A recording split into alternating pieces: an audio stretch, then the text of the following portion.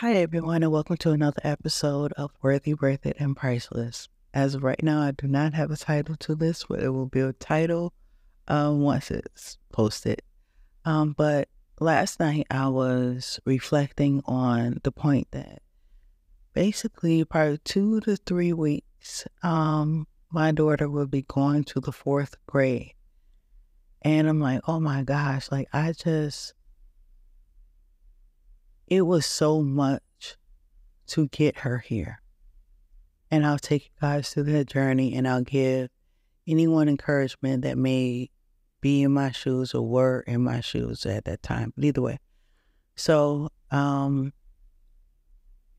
may have told parts of the story before, but I found out on Valentine's Day that I was pregnant with Bea. And I didn't have the warm welcome that you would see, like how everyone else has. Like, oh my gosh, we're pregnant. Da, da, da. I had the complete opposite. And so much so that the beginning part of my pregnancy was very stressful.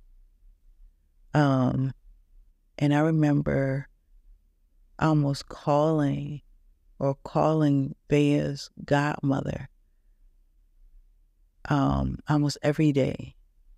And because it was something new, either somebody was against it, this, that, and the third, and I was basically like fighting for my daughter's life through a majority of the pregnancy until eventually everything turned around or whatever. But I did not know how this whole thing would go.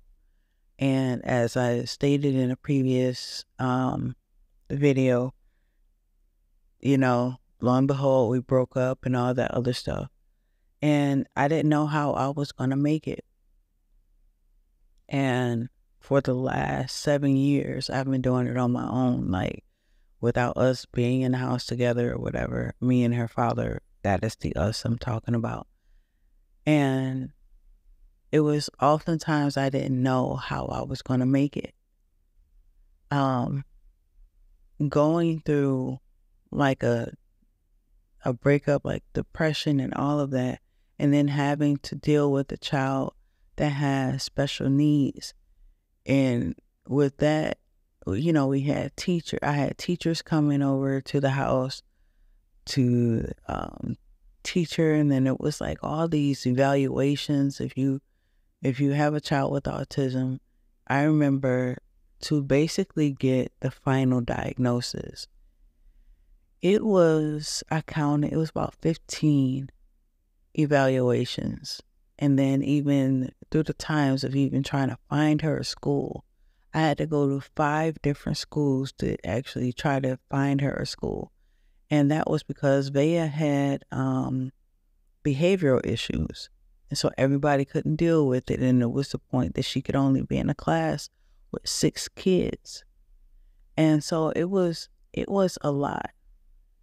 And you would imagine, like, oftentimes I didn't know how I was going to make it, but only by the grace of God that we made it this far. And even with Bea, by the grace, I mean the grace of God, she's turned around this even throughout this summer. She's been, she's had like some behavioral issues here and there, but it's nowhere as bad as it was last year. And, she's having way better days and all this. And so God turned everything around. And so the encouragement that I want to give to someone is that God will be with you.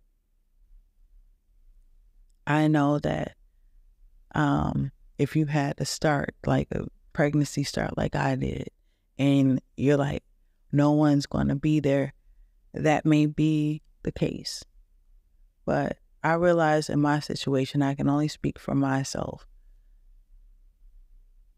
Everyone who's supposed to be here is here. And at that time, I wanted a family unit. I wanted to be with her father. Like, I wanted that family unit out. That was something that I longed for. But I realized that it wasn't for the best. I will say this. Oftentimes it's a lot to get through to her father for certain things.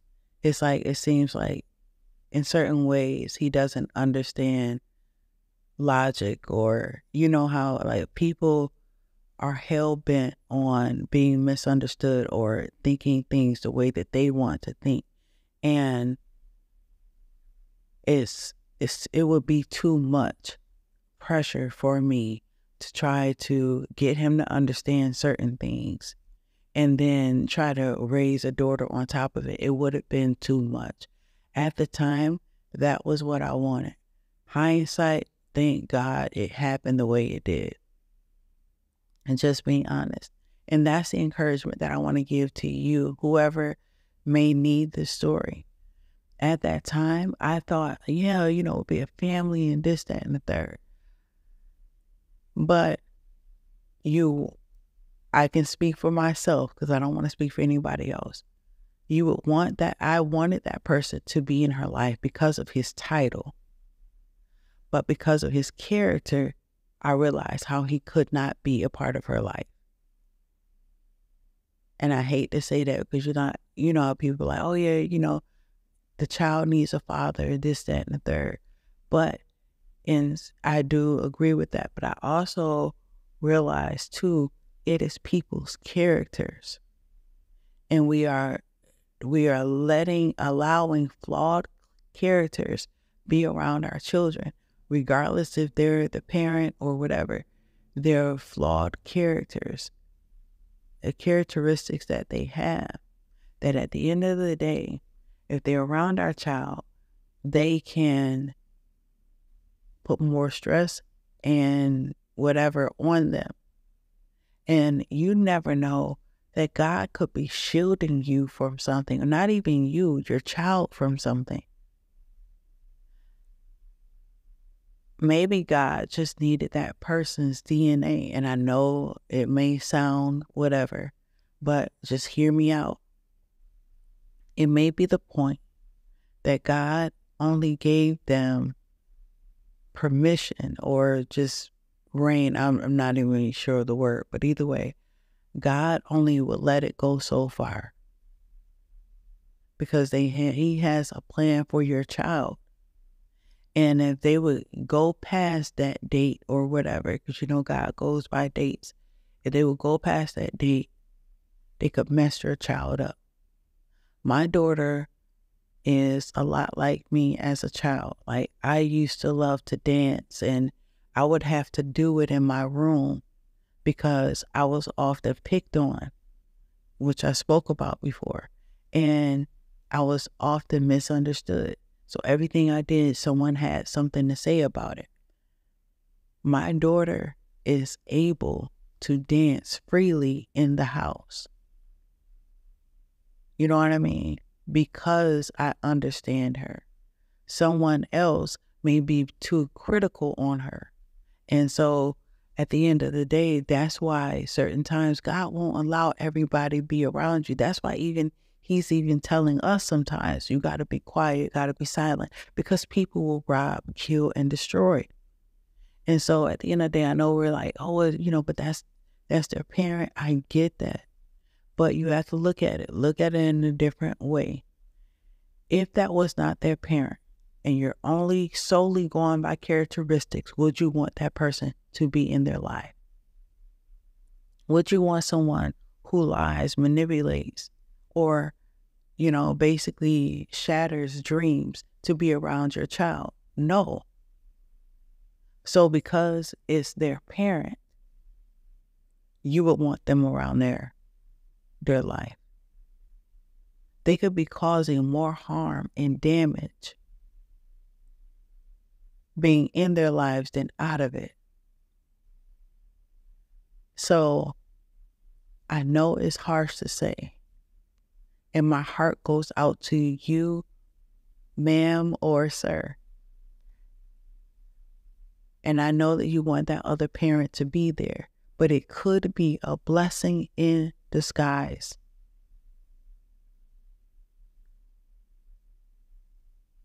If you feel so inclined, pray about it. pray for that person that they become it, in your child's life. But God would not take someone away from you or your child's life if he didn't have better. And yes, you will have to go through a season where maybe there's no one there. You may not have the support. But when God turns everything around, you'll have everything that you need. And I realized that for myself. Now, by the grace of God, there are people coming in and they're helping. And they're like, hey, if you need me to take Vea somewhere, I'll do it. And you know what I mean? I have that support. You will lack nothing. And so I guess if I had to speak to my younger self or my pregnant self, I would give her that encouragement. So the encouragement that I would give her, since we're here, and also so since it could possibly help someone else, you're going to make it through. The situation may not be ideal. The outcome may not be what you have wanted it to be, but everything is working for your good. There's a reason why that person is not in your life anymore. It's going to hurt. They're going to do things intentionally to hurt you. There's going to be probably no communication at certain times, and you're not going to understand. But realize that everything, the separation and everything, is all by design and it's all by God. And it's all for a reason. Because now what you have to realize is it's not just you. You have a child. That child has to come first. Regardless of anything, that child has to come first. And I know it means hurt. That someone that you thought that you were going to be with forever or whatever, you guys are going to make this, But seasons change. Chapters close. And when this chapter closes, realize that there is something much greater on the other side. So I pray that anybody who's going through that situation and you want the other parent to be there, I pray your comfort in the Lord. I pray that you have all the support that you need, so much so that you don't even realize that they're gone. And when the time is right, God sends you a replacement, someone who's going to love you more than you've ever been loved before. They're going to love that hurt away. It's going to be as if you were never hurt a day in your life. So until next time, I love you guys. Stay encouraged. Stay strong as much as you can. Stay prayed up. Until next time, bye.